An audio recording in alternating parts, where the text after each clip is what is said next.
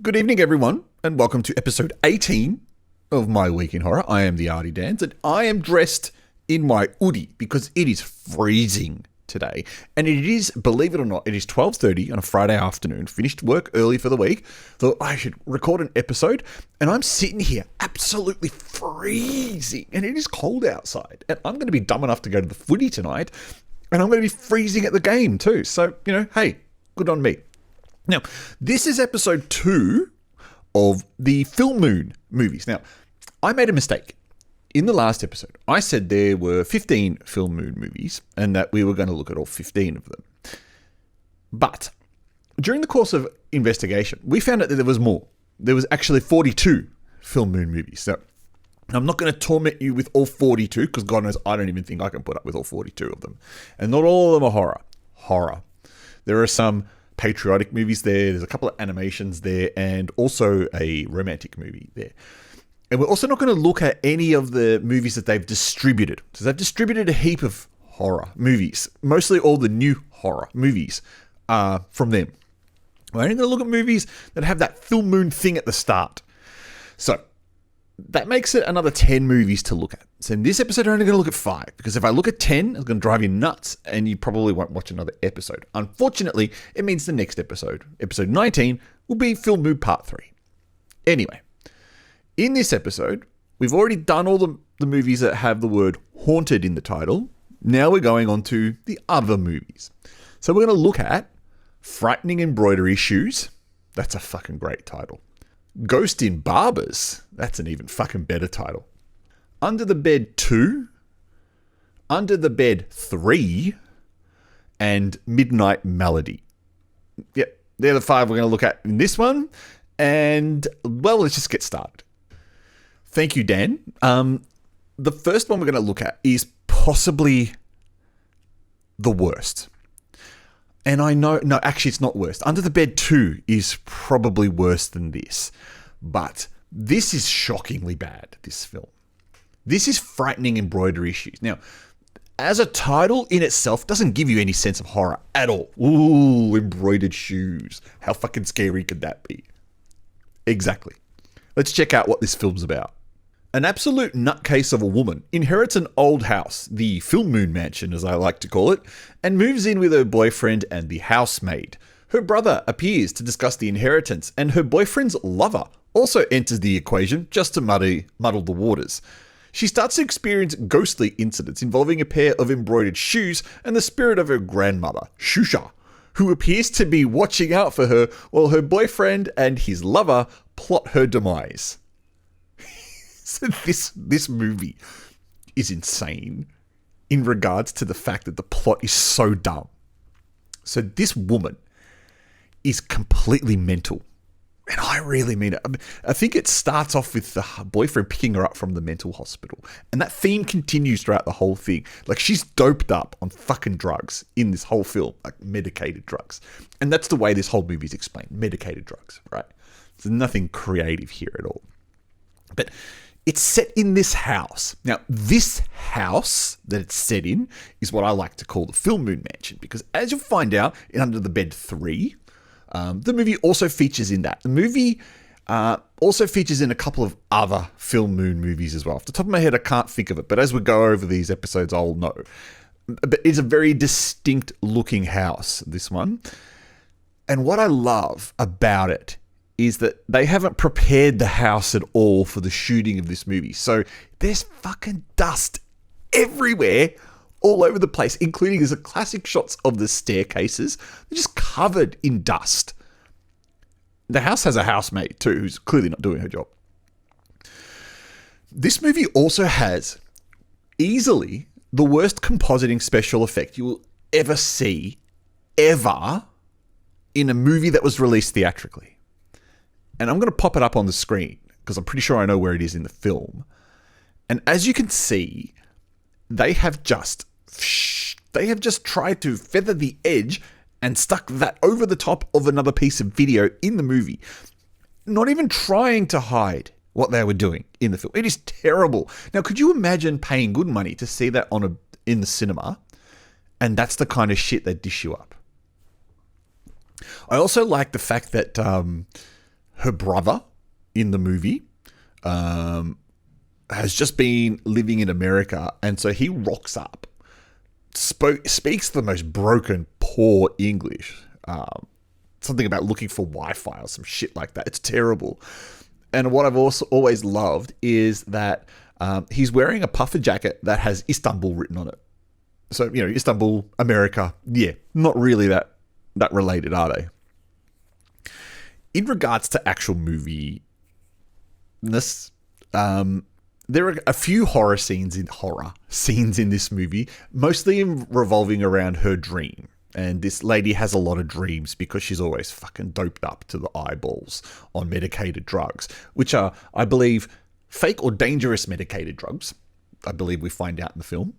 And she has these visions of Shusha, her grandmother, who was murdered murdered hilariously, by, I believe, these guys just throw off a little jetty into the water and then casually walk off like nothing's happened. But that's Filmoon for you. This movie is the epitome of, holy shit, we just need to make a movie. What are we going to make it on? It's fucking great. Greatly bad. What else do I want to say about it? I don't understand the balls of the main character's boyfriend who brings his lover to the house. And she also says, I don't know this girl that well. Why are you bringing her to my house? So the whole idea is that the boyfriend and the lover want to make her so crazy that she'll get committed to a mental institute and then hand over possession of the mansion to them so they can sell it and make money. Except the housemaid that lives there is a bit more clued on, and she can detect this very hilarious scene where the lover stumbles over and she grabs her by the wrist, and she can feel the pulse of the baby because she's pregnant. I mean, it's fucking weak. And of course, then the brother complicates things a bit more. So it's a bit more of a family drama with horror elements thrown in. It has some of the worst reactions ever. Like the bit where she has this nightmare and then wakes up and goes, I'm going to pop it up. It's just so dumb. But that's China for you, and that's Filmoon for you. So, like I've said in the previous episode, all these movies are one ghost movies, but we're going to rate them on Filmoon ghosts. Unfortunately, this is not that great either as a Filmoon movie. So I'm going to give this 2 Filmoon ghosts. And it only gets 2 because it's quite hilarious and hilariously bad in everything that it does. And a lot of it makes no sense. And it's just a dumb film. Would I recommend it if you were looking for a dumb film? Probably, actually. I might. Because it's got a great poster, but it's just a dumb film. Now, on to the next one, which has the most hilarious title ever. Thanks, Dan. Thanks for that. So yes, the most hilarious title ever has to go to this Filmoon movie called... Actually, no. This is one of them. I think the most hilarious title ever goes to a movie in the next episode. But this one's called Ghost in Barbers. Now, what's so funny about that, Dan? Well, if you look at the title, for some reason, someone's added an apostrophe in the word barbers. So Ghost in Barbers what? It should be Ghost in Barber's Shop, which case that doesn't need an apostrophe either because Barber's Shop is one word as well. So what does it mean? Why is there an apostrophe in the title of this movie? And what is it about? Because this one's one of my favorites. Another classic film that's set in a countryside barbershop that also doubles as a hotel. The weirdest blend of businesses ever. A young girl, her boyfriend, his lover, and his lover's lapdog decide to spend the weekend at the barbershop hotel, where she wants to reconnect with her father, who wants to hand the business over to her. Also staying there is a dirty poacher. The ghost of her dead mother starts to haunt everyone, punishing anyone who stays in the hotel that has wronged her daughter. So this is the first of 3 movies we're looking at that stars Abby Yin. Now, Abby Yin was in pretty sure she was in one of the movies from the last episode, and she's going to be in another movie in the next episode. So Abigail's been in a lot of Filmoon movies, and she's kind of cute. I don't mind her. I like her. I'd love to know her backstory. I'd love to know if she does her own voice in the films. But anyway, so she is the main character of this one. She plays the young girl. And there's a lot of recycled cast. So her boyfriend was in Haunted Graduation Photo. The lover girl was in Haunted Graduation Photo as well, actually. The poacher guy is in Haunted Cinema, along with her father, who's in Haunted Cinema. And the person, the apprentice hairdresser, Haunted Cinema. That's where she was in, Haunted Cinema, in the last film. So, yes, it's just like half of the cast of Haunted Cinema have come and made Ghost in Barbers. Probably got the same director, I think. And like I said, it's the weirdest blend. They own a barber shop in a small remote town that also doubles up as a hotel. Who thinks that? Who thinks I'm going to stay at a fucking place where I'm going to stay in a really nice room and also get a haircut? Maybe that's China for you. It's good diversity in a business, though. I mean, you've got to give them credit for that. Anyway, I don't understand what the whole point is with... it's a Filmoon thing, right? Having the main character as a girl, always having a boyfriend who is unfaithful to her. Seems to be a running theme in these Filmoon movies. And it's also always got these cheesy sex scenes that you never see anything, but you know they're steamy and sexy. This movie also has Ao Tsai, I think that's how you say his name, as the dirty poacher. And it's fucking hilarious that he plays such a tone-deaf character in the movie. So the ghost is a woman who killed a poacher or tried to... No, let me start again. The ghost is the woman, the mother, who was killed by poachers when she tried to stop them from hunting in her forest. So there's your environmental message from the government right there. And so now the ghost of the mother is back to haunt and try and go after any other poachers that dare hunt in her forest. I love it in this film. There's this modified hair, hair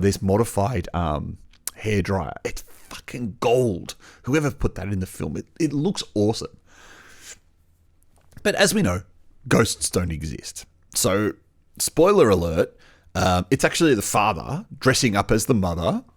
How progressive.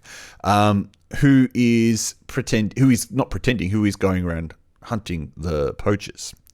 And there's this awesome kind of Norman Bates moment, except there's no actual dead skeleton of the wife there. But there's kind of a Norman Bates moment where he's, really does dress up as the wife and talks to her and has this tomb under the salon where the finale of the film happens. A lot of it makes no sense, but it is a lot of fun. It's a lot of fun because of the stupid title. It's also a lot of fun because it's quite pacey film. Like, a lot actually happens rather quickly in the film, and it's not that hard to follow. I also like that there's this really hilarious bit where there's these bloody hands, and they all figure out that, oh, that's my hand, and the number represents which number we were disappearing in. Like, how did you not remember putting a handprint in there? So a lot of the movie doesn't make sense. There's a lot of plot holes in this film, but you don't watch Ghost in Barbers or any Filmoon movie for a coherent plot. You watch it because it's hilarious. And in this movie, it is hilarious because the ghost is not a ghost. It is the father. But it's just so cheesily done. That's why I like it so much. Ghost in Barbers is quite obviously a one ghost film. However, in regards to Filmoon ghosts, it is like 4.5. But I can't give half ghosts. And it's not a 5 ghost movie. So it's a 4 ghost movie. It's a 4 Filmoon ghost movie. I think if you were going to watch any Filmoon movie, it'd be this one and another one in the next episode. But that's just my opinion. Now let's have a short message from me before we get on to the 2 Under the Bed movies. Pardon the interruption, everyone. I thought I'd just take a brief moment of your time to tell you about how The Arty Dans is on all those social media sites. So firstly, you can find me on Facebook at Arty Dans. You can find me on Instagram at The Arty Dans. You can find me on Reddit as The Artie Dans. You can also find me on the web at www.theartiedans.com, and you can also find me on Odyssey as, take a guess, The Artie Dans. Thank you, and let's get back to the video. Yes, thanks, Dan. Yes, you can join us on all those socials. We've also been really busy lately. I've also got a Substack, so you can join me on substack.theartiedans.com. I think that's what it is. I'll pop it up on the screen. We also started a channel on Rumble. You might be watching this on Rumble. Probably not, because the numbers on Rumble are shockingly bad. Hopefully that changes. So yeah, you can watch us on Rumble as well. And you can watch all of our videos on Rumble, not just mine. So not just Artie Dans, but all the Asian film fan stuff is there. Support alternative platforms, hey? I tried to use Threads. What the fuck was that? Like, seriously. And Blue Sky. That's horrible. That's really horrible. I don't see how they're going to kill Twitter. But anyway, I digress. Now we're going to look at Under the Bed 2. So you're going to ask me, where's Under the Bed 1? Is that a Filmoon movie? Technically, it is.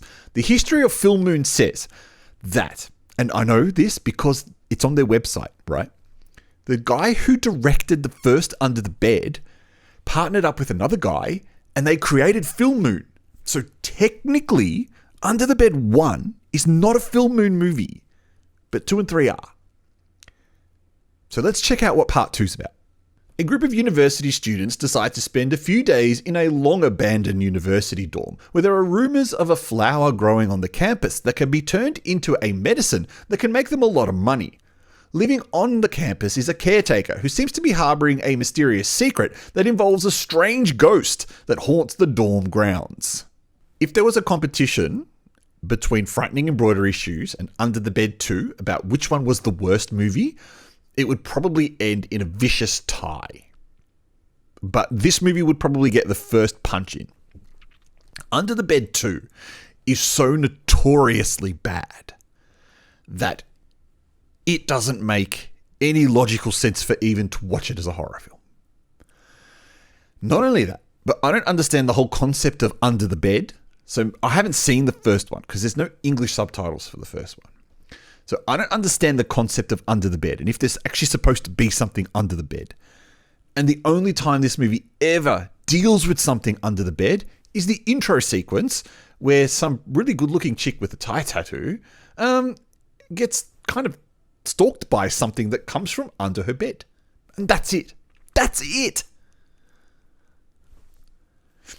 This should just be called Flower Hunting at the University Campus. That's what this movie should be called. This is another bit that makes no sense. So Abby Yin's in this, the second of 3 Abby Yin movies. And we've got a couple of repeating characters as well from Haunted Graduation, Haunted Dormitory. Some of the characters from this movie are from. It really makes no sense. These 5 students decided they're going to spend the weekend at this abandoned dormitory where they're looking for a mysterious flower that they want to turn, that Abby Yin's character wants to turn into some medication that will save the world. Whereas I also believe a couple of the other people in the group also want to find the flower because they know that they can make a shitload of money out of it. And I can't actually remember if they find this flower or not, to be honest. That's how dumb the film is. What I don't get is that they're staying at a dorm that has no power and no running water. Yet one of the women is dressed in a cocktail dress and wears high heels throughout the whole film. Sorry, honey, but perhaps wear a tracksuit and some runners while you're there. Try and be comfortable. You're not there to win a fucking fashion show. Also, Mr. Arrogant, the boyfriend, there in his fucking little breast coat, punchable face. If you ever want to talk about a character in a movie with a punchable face, it is the boyfriend in this film. He's a fuckwit. This movie, I believe, has the tagline, best friends forever, back to back, something like that, right? And the whole point is there's something to do with people, when people dying and then having, getting put together back to back. I don't quite remember the whole concept of the movie, but that's what this whole thing tries to portray. And so we've got this mysterious caretaker on the campus who doesn't really like that these guys are there, but kind of tolerates them. And the reason he doesn't like that they're there is because he's harboring a secret. And the secret involves this spooky shit that happens. This kind of Sadako-looking ghost, which ends up being a dude. Believe it or not, ends up being a fucking dude.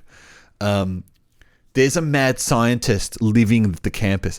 I can't quite remember what the mad scientist is there to do. Maybe he's trying to find the flower. Fucking doubt it. But he's also there, and the caretaker is trying to protect him from other people. Except that this fucking mad scientist goes a bit nuts. There is a hilarious scene where Mr. Fancy Suit can throw his voice to make it sound like someone else. And so I believe he pretends to be the caretaker and says something to the guy that involves him committing suicide. Like, fucking dumb. But that's Filmoon for you. And that's this movie for you. Under the Bed 2, I would think. It's a stinker of a film. An absolute stinker of a film. And whose idea it was to take Under the Bed 1 and throw a number 2 at the end of it and then dish this shit up probably needs to have their head read. But then again, I'm not Filmoon. So using the ghost rating, great horror, stupid trash, this movie gets 1 Filmoon ghost out of 5. Like it's bad. So now let's have a look at its last sequel, the Part 3. Thanks, Dan. Part 3, Under the Bed 3. Now, firstly, it's worth noting, not a sequel. So breathe a sigh of relief there. But it is a bit silly. So, rather than wasting time, let's check out what it's about. This is not a sequel to the previous film. Set in the Filmoon mansion, we follow a woman who's a famous singer who is currently in hiding due to an issue with her voice. Her husband is an overworked medical practitioner who's being blackmailed by a shady-looking character. A series of terrible incidents occur in the mansion, and the housemaid gets scared enough to want to contact a shaman to perform an exorcism. But, ghosts aren't real, so her exorcism is a bit of a bust. But the cluey singer works out what's going on and enlists the help of a ravenous group of paparazzi to help her solve the mystery. The plot of this one's ridiculous. This is ridiculous. The only movie that's probably got a more ridiculous plot is the last one that we're looking at in this video. But this one is fucking dumb too. Firstly, what's the under the bed reference? Boom, it happens at the start of the film. Chick gets pulled under by a ghost under the bed after she lights all these candles around it. Also, there's a really weird reference in the movie where a bed gets delivered and no one's happy about this bed getting delivered because they're taking the old bed out. And they think the old bed is cursed, which is how the whole curse thing starts in this film, right? So Abby Yin, yay. What's hilarious in this movie is, yes, it's set in the Filmoon mansion. They've cleaned it this time. It's not so dusty. But there's a shot in the study where there's a photo of Abby Yin up in the background, and it's the exact same photo that is used in her online profiles for Douban and IMDb and TMDb. The meta joke there is hilarious, right? I just thought I'd point that out. Oh, what was I saying? I fucking can't remember. Great. Yeah, anyway. So she plays a singer has got a problem with her voice. And so outside the mansion, there's always this constant ravenous group of paparazzi who are just dying to take a photo of her and find out what she's up to. But she's not singing anymore, right? At the same time, her husband's this medical practitioner is under a lot of stress. And there's this shady looking dude who's played by the guy from Haunted Dormitory, who seems to be blackmailing him into something. Now, surprise, surprise, shady dude doesn't exist. All in the mind of the husband, right? Who's also at the same time got this drug that he's trying to give to Abby Yin's character to calm her down. So they're trying to use the whole mental disorder thing here. It's one of the first times I've seen where they've used the mental disorder thing, but it's been a ruse, and it's actually not what happens in this film. Because the husband had an ex-girlfriend who had a twin, but the ex-girlfriend is mysteriously dead, mysteriously dies. And we see a flashback about this.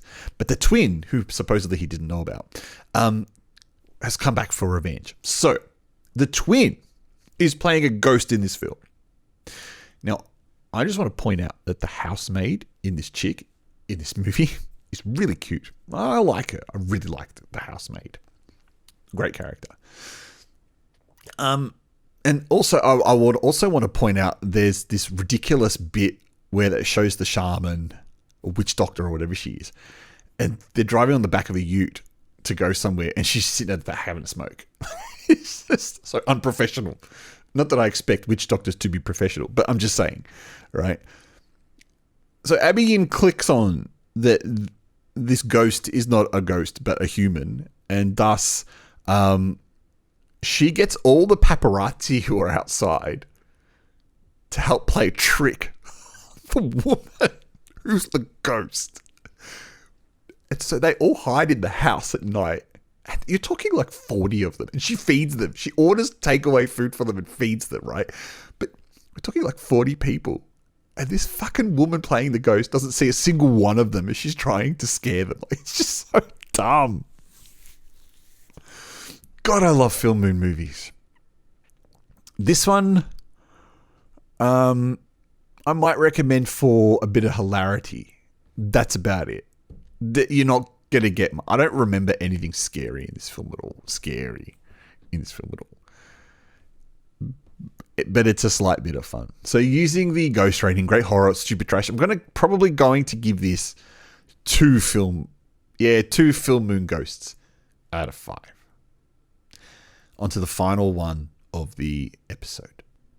Thanks, Dan. Now, this movie was what I was led to believe was the last Filmoon movie made, until I realized that they've actually moved into distribution and not so much production anymore. So I believe this actually is the last Filmoon movie made. Now, what makes it tricky is this one doesn't have that Filmoon thing at the start of it, but at the end, it's clearly got their name printed all over it, and the director is a Filmoon director, and the MO of the movie stinks of Filmoon. So let's check out what Midnight Melody's about.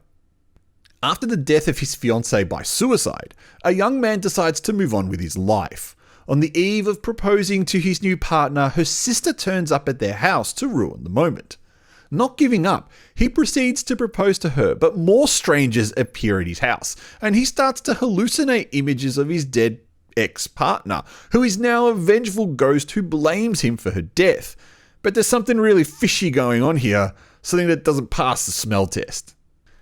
Now, that's the second smell and nose joke that I've made. And there's a reason why I've made that joke. This movie actually doesn't start too bad. And I kind of like the whole midnight thing that happens there. And the guy's dead ex-fiancée is a nurse. So there's some kind of creepy scenes at a hospital. And look, to be fair, they at least try to do creepy well. And, the blood eye thing I don't particularly like, but it does look a bit creepy. And there's also this really shockingly bad bit of English. And also there's this really funny bit where it says, help me, but it's shown upside down. So it actually spells something else. I can't quite remember what it spells upside down. Help me. Anyway. I can't remember what it is. But there's a double joke there, which is actually quite clever. There's a double joke they make with the help me / something else, another message. Anyway, like I said, this chick's dead. He moves on. He moves on with this woman who clearly does not like him. And he's not clued onto this. He tries to propose to her and she just fobs him off so badly. Like, dude, read the fucking room. This chick does not like you. This movie also has a lot of rubber masks in it. If you remember the last episode where I talked about haunted sisters and I talked about the stupid masks, those stupid masks make an appearance in this movie as well. And they're really stupid. Now, this movie is not set in the Filmoon Mansion, but there's a basement scene in this that is also from Haunted Dormitory. So, repeating sets are in this film. What becomes apparent in this movie is that there are so many fucking characters who want this guy dead. And it doesn't make any sense because he's not a bad guy in this film at all. He's just a poor, innocent, suffering dude whose ex died. So, rattling off who we've got here. We've got I'm going to have to spoil it. Not that you give a fuck, but I'm going to have to spoil it, right? His fiancée, which is actually his ex's sister, wants him dead. The sister who rocks up, who's actually another sister of the ex, wants him dead. Now, I have an issue with this. How this guy is engaged to a woman and doesn't know that she has two sisters. Besides the point, right? So you got those two who want him dead. Then this fucking masseuse turns up, who I believe is trying to bone one of the other chicks, but also mysteriously seems to want him dead. On top of that, there's a doctor from the hospital where she worked at who wants him dead because he had a crush on this woman. Like, this poor fucking guy, he got there first. She loves him. Why are all you people so nasty and trying to kill him? Does not make sense to me. How everyone is so fucking cruel to this guy in this film. And they do some really nasty shit to him. Like, they hypnotize him using some incense that makes him hallucinate so that they can try and get him to admit that he killed the woman. But he didn't. He clearly didn't. She committed suicide, right? And so, like I said, what they've done to her is completely nasty. Is completely nasty. But here's the kicker. Here's why it all happened. And it's fucking hilarious. She has a disease where she can't smell. I'm dead serious. And that caused her to commit suicide. And I can't remember what they call it in the film. Smell something or other, right? But the movie ends with the ex-husband or the husband and the fiancée, the new woman, giving a talk to a bunch of medical professions about this smell dysphoria. How stupid is that? That's your basis for a horror film. No. I don't even know where to begin. I think this... See, here's the thing, right? So story-wise, it's dumb. But the movie itself is not worse than Frightening Embroidery Shoes or Under the Bed 2. The movie itself's actually all right because the thriller element of it, trying to work out what's going on, is actually kind of the engaging bit of the film. And I didn't see some of the plot twists coming. I mean, after you've watched the whole dozen of Filmoon movies, you know what's going to happen, right? But this one I kind of didn't see coming. So I kind of appreciated the way that this one ended. What I didn't expect was that whole smell thing bullshit. That was dumb.